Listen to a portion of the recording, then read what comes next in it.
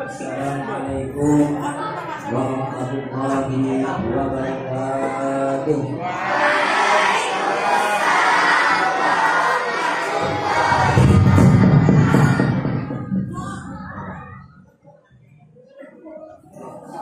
A'udzubillahi minasyaitonir rajim. Bismillahirrahmanirrahim.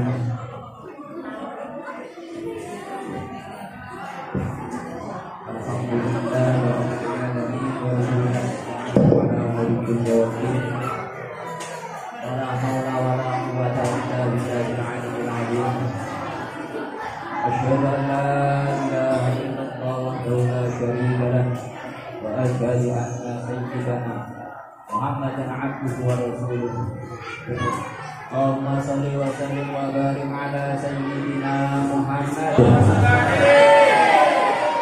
wa ala alihi wa ashabihi wa man tabi'ahu ila yaumil qiyamah. Amma ba'du.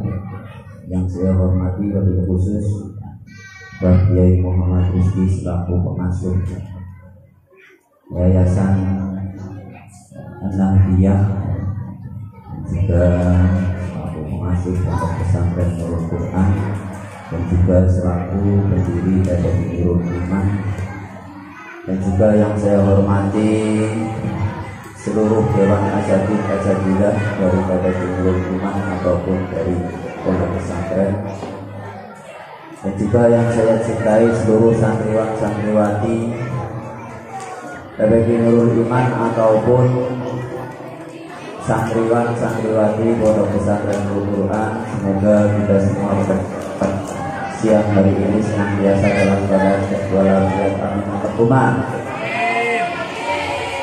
Karena dapat mati. Tepuk semangat.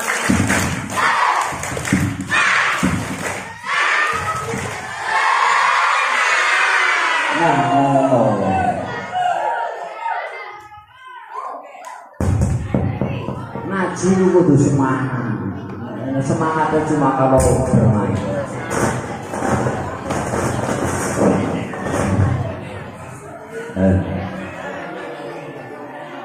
Jadi kita tahu bahwa hari ini kita kumpul di sini dalam rangka apa? Apa itu Maulid Nabi? Memperingati, merayakan, mengenang kelahiran Nabi kita Muhammad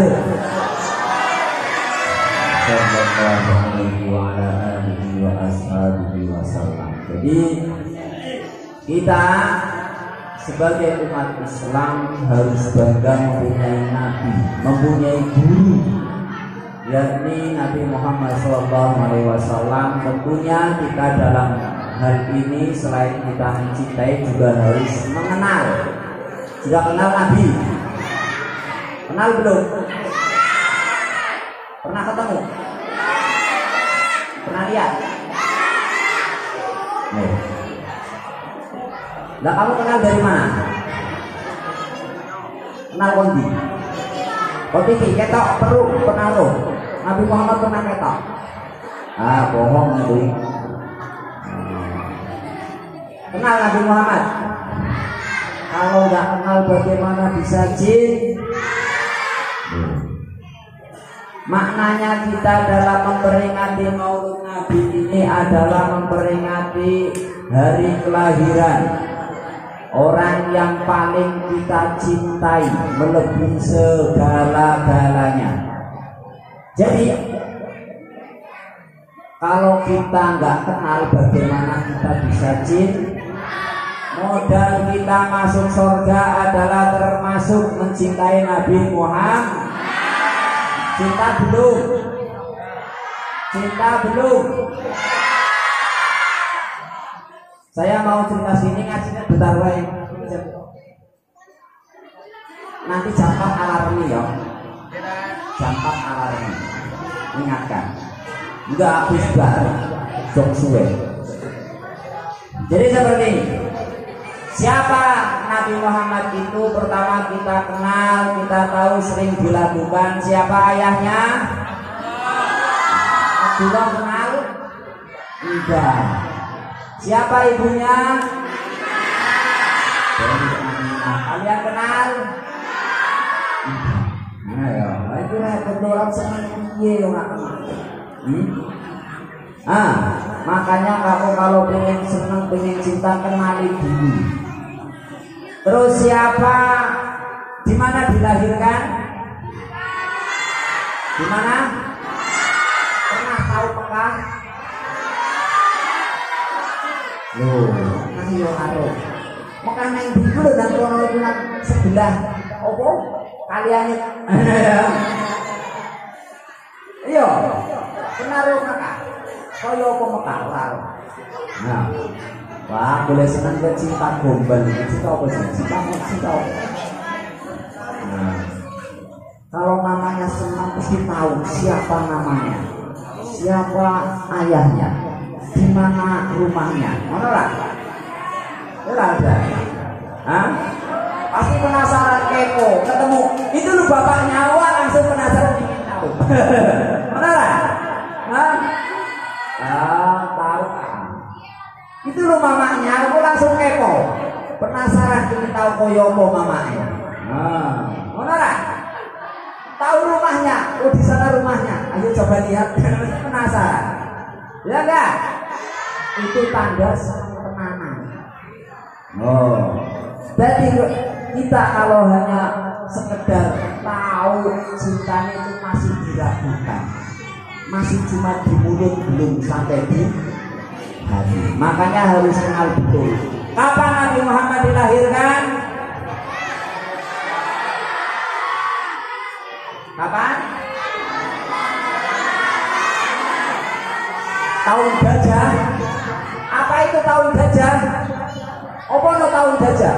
Tahun 1, tahun 2, betul kan? Tahun 2000, tahun 1000. Tahun gajah itu apa? Penaruh tahun gajah. Tahu belum? Tahun akeh gajah ya. Bener kan?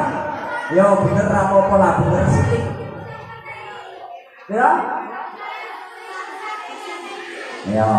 Ya standar bener sithik. Bulan April tanggalnya beda-beda, dan yang paling masyhur tanggal 20 bulan tahun 570. Siki tahun berapa? Mistiran tahun. Coba 2021 dikurangi 571. Berapa ribu tahun? Berapa ratus tahun? Lama kan? Lama. Tapi kenapa saat ini masih dikenang-kenang? Dulu 10-an tahun kakekmu itu mati tahun piro? Buyutmu. Mbah Buyut, tahu Mbah Buyut? Bapaknya kakekmu mati tahun berapa? 100 tahun udah ada? Belum kan? Tapi kenapa nggak ada orang yang nyebut-nyebut? Padahal itu kakek bapakmu atau orang tuamu. Kenapa kamu nggak nyebut-nyebut? Apa bedanya? Karena Nabi Muhammad membawa ilmu sebagai utusan Allah manusia baik manusia pilihan, manusia yang paling istimewa yang harus kita contoh. Nah, sekarang saya cerita, kamu belum tahu gajah itu apa sih? Dulu hijriahnya 12 Rabiul. Tahu nih? Tahun gajah. Mana apa tahun gajah? Santri-santri tepuk semangat.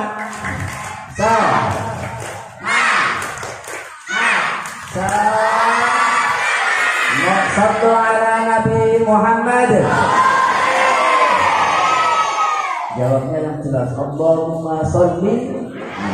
Jangan jawab sallu alaihi, kurang bagus jawaban itu. Jadi kalau ngomong jawab sallu ala Nabi Muhammad, harus jawabnya Allahumma sholli wa sallim wa barik. Jelas dongano yang tercinta kowe. Iso gak jelas ngono. Dongano sing paling disenengi yo kok diapi-api. Ojo asal. Nah, tahun gajah. Santri-santri sudah hafal surah Al-Fil belum? Coba baca ayat pertama. Tahu.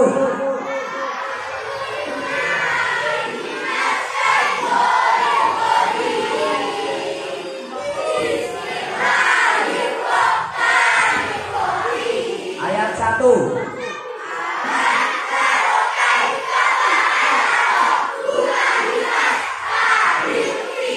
Oh, ngerti artinya? Ora, no, tahu gajah ora. Roh surah Al-Fil, lo artinya Al-Fil.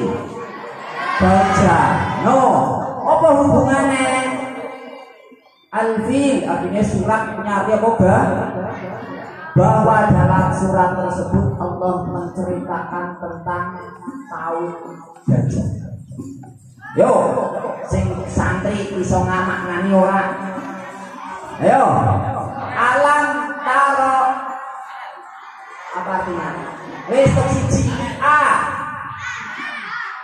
Apakah lam ora taro jajan makanan ngono? Wes ngawur. Taro itu adalah dari ro'a, apa artinya ro'a? Ro'a apa? Melihat.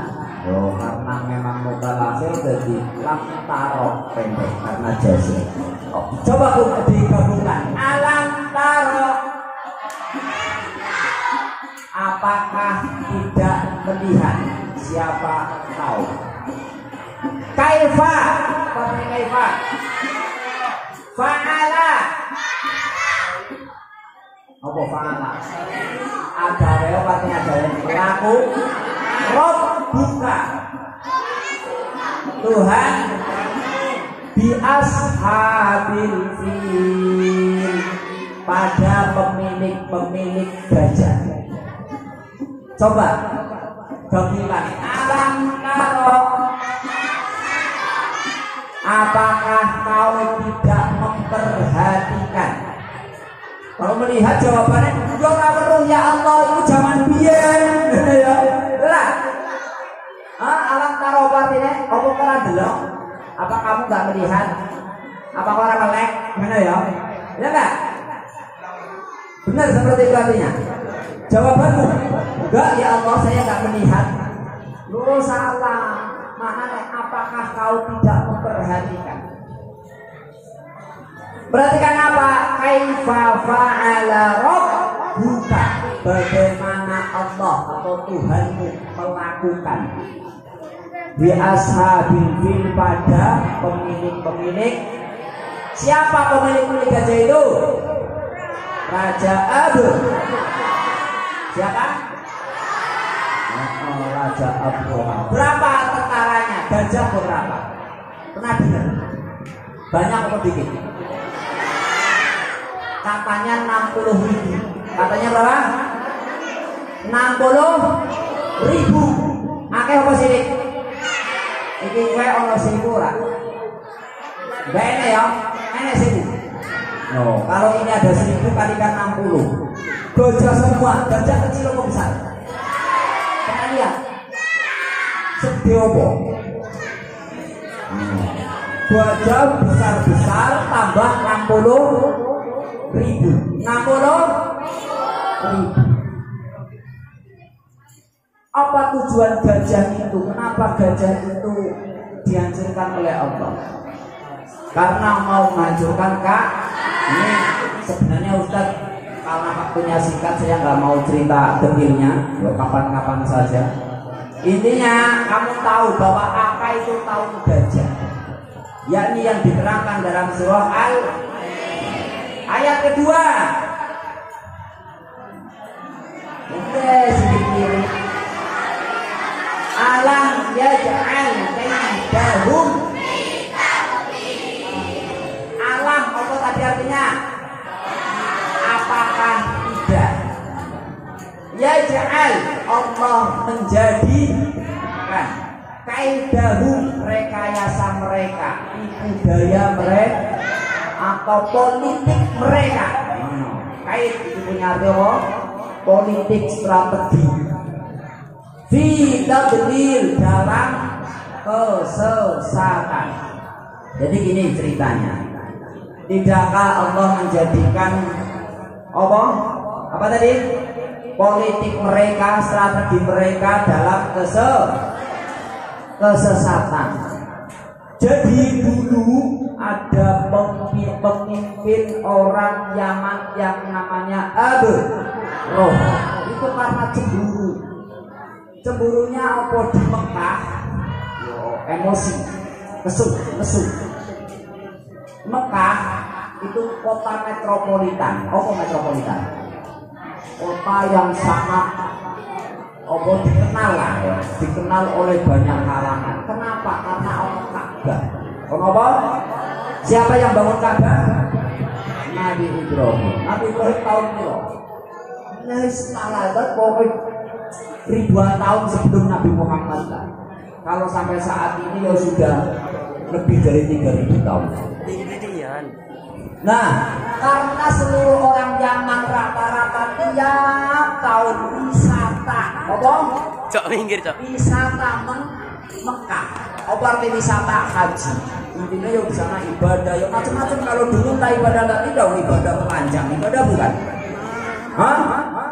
Ya setahunya ke Mekah. Tujuannya haji, tapi banyak yang nggak benar. Tujuannya apa? Haji, tapi banyak yang nggak benar. Terus akhirnya ketika sudah sampai, ketika Raja Abraham tahu ada apa orang-orang setiap tahun ke Mekah, dikasih kabar, oh di sana ada tempat yang dinamakan Ka'bah, yang mana dianggap sakral, diyakini sakral oleh orang-orang tertentu, sehingga banyak orang yang berwisata ke sana. Sebab kalau di sana doa banyak dikabulkan. Akhirnya Raja Abraham membuat sebuah gereja bangunan. Gereja dibuat bangunan yang mewah istimewa. Lalu diiklankan, dipromosikan sampai ke Mekah, sampai ke penjuru dunia. Dah, sekarang jangan kalian ke Mekah, wisata saja ke tempatku.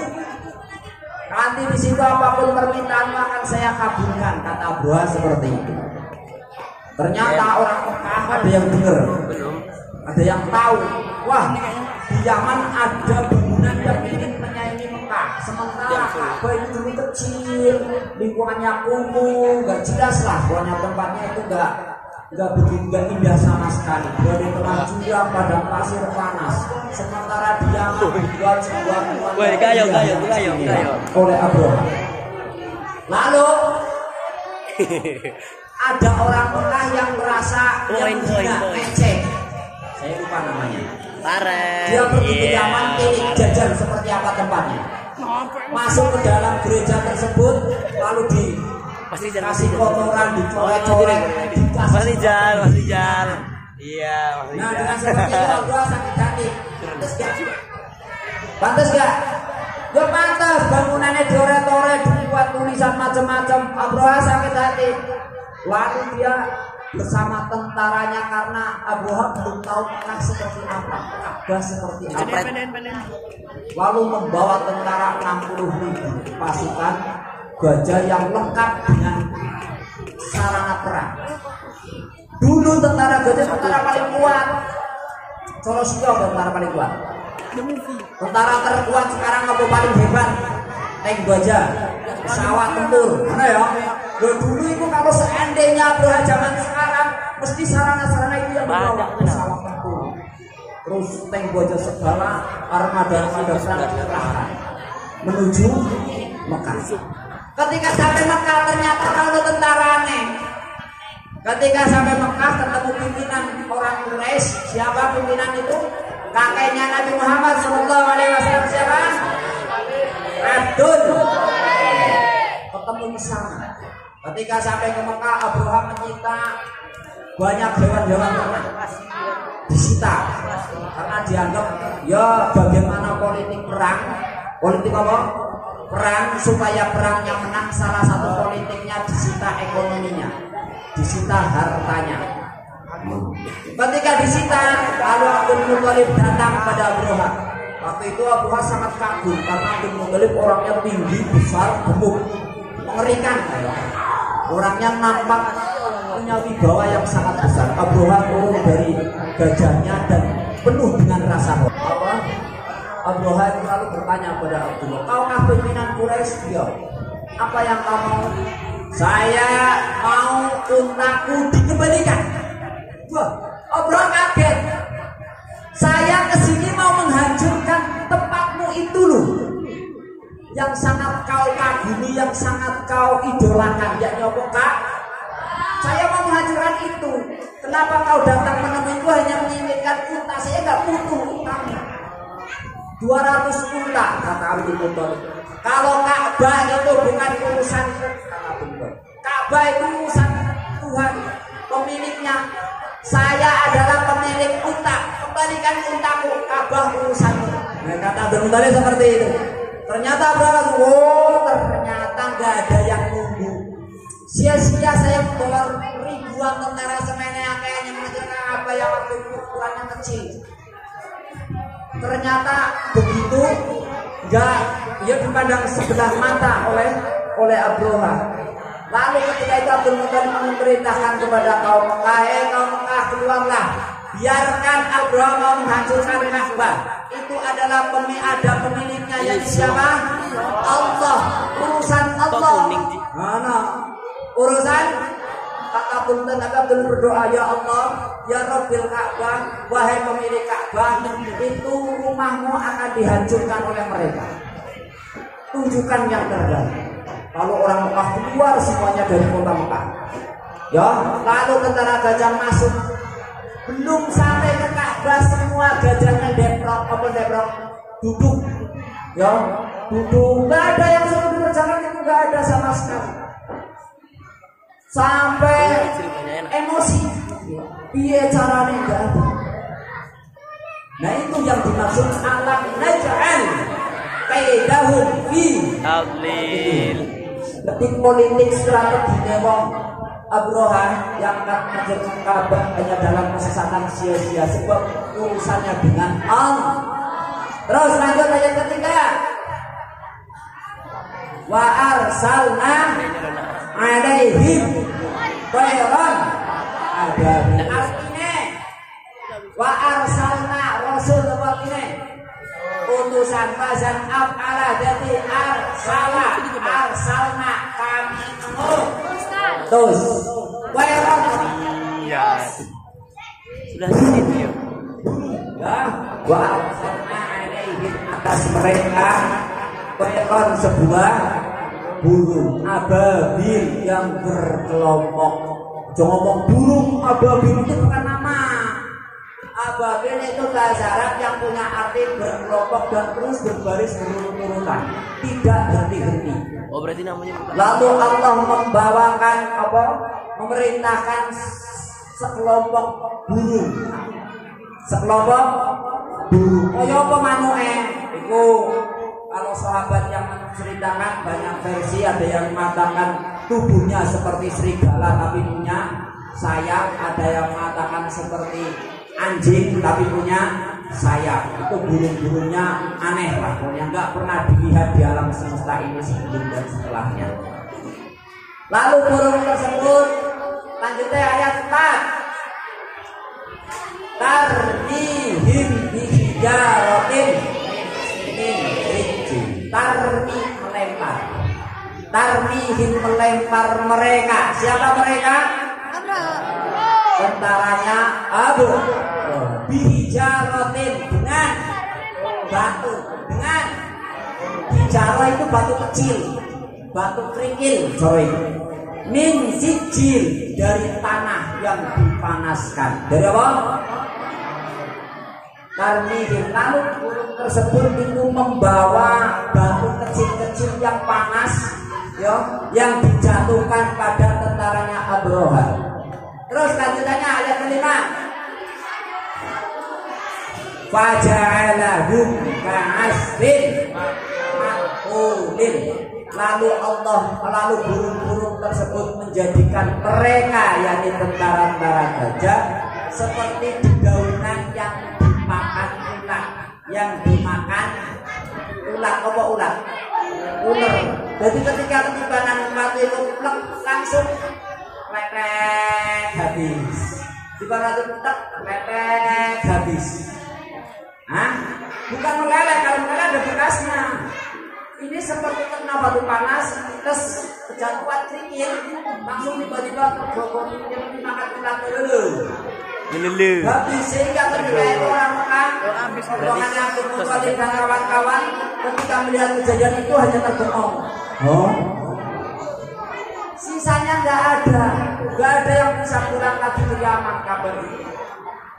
Nah itulah namanya surah Al-Fil. Tidak paham?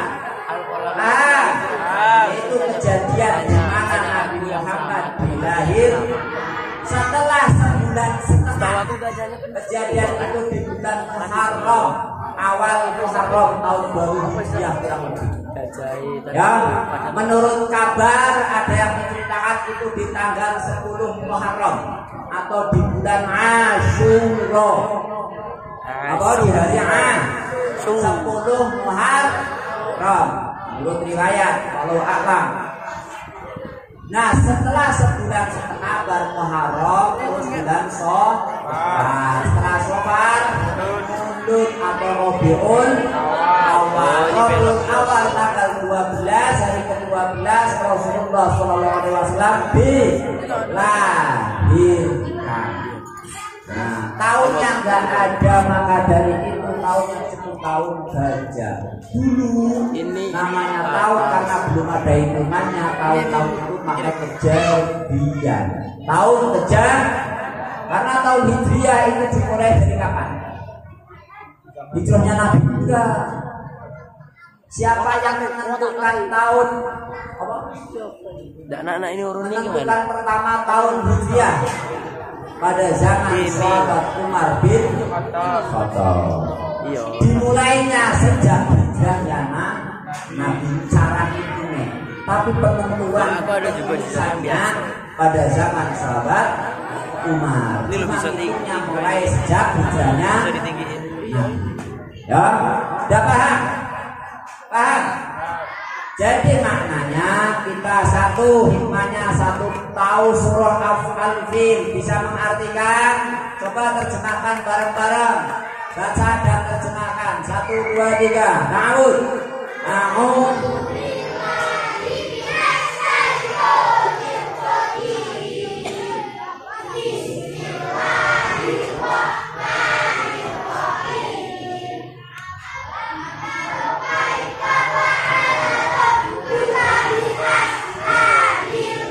Terjemah. Satu-satu. Terjemahnya gimana? Tidakkah kalian memperhatikan bagaimana Tuhanmu melakukan pada pemilik-pemilik gajah? 2.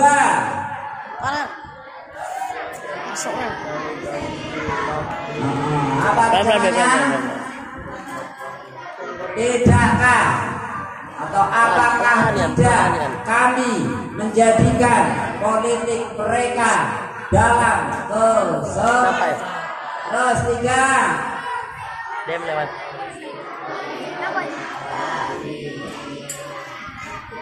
Ayo terjemahnya.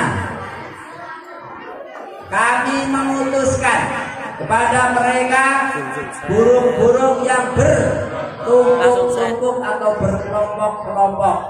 Terus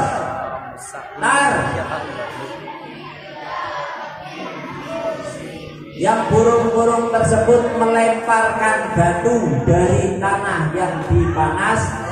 Itu riwayat dari neraka. Terakhir. Lalu menjadikan mereka bagaikan dedaunan yang dimakan ulah tidak tersisa.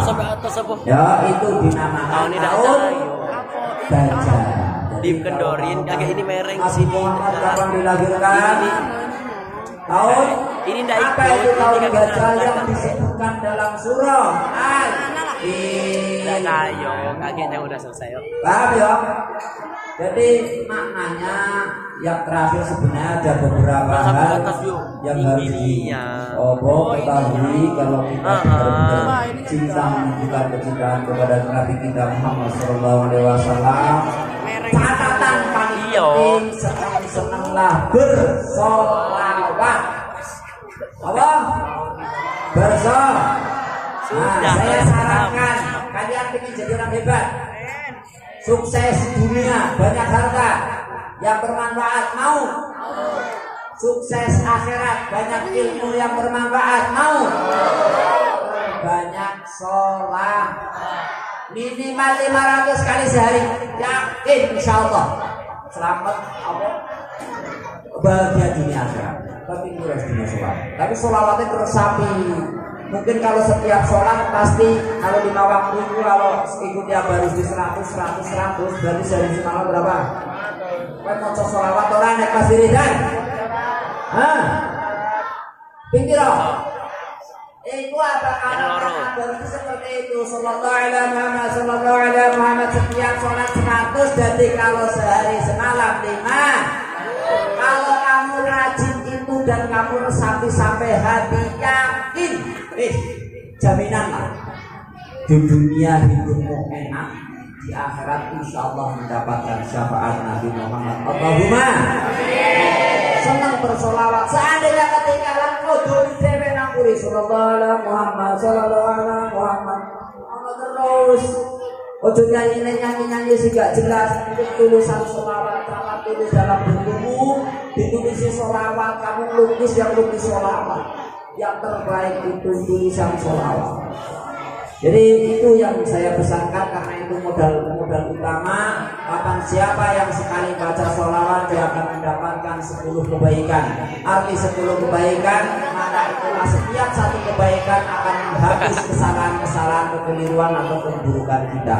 Maka kita cukup dengan sering bersolawat, insya Allah keburukan kita ditutupi oleh Allah, bahkan dihapus menjadi sebuah kebaikan. Sallu ala Muhammad wa barik.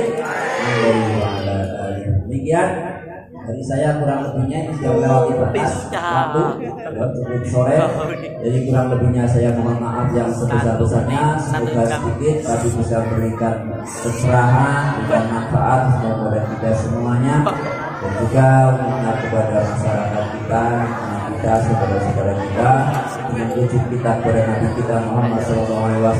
Semoga semakin akan keberkahan apapun yang kita inginkan. Semoga Allah berikan kebaikan ini ya Rabbal Alamin. Assalamualaikum warahmatullahi wabarakatuh.